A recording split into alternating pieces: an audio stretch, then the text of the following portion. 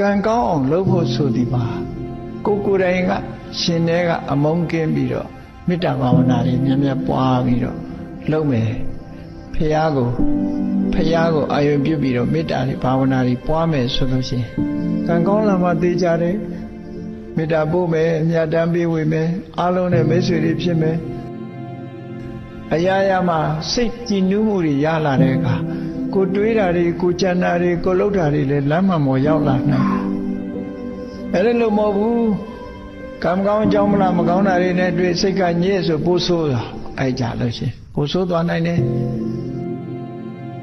အဲ့ဒါလို့မဖြစ်ရလေအောင်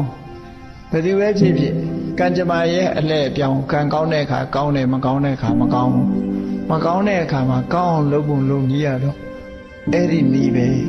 မေတ္တာပွားမယ်ဘုရားကိုအာရုံပြုမယ်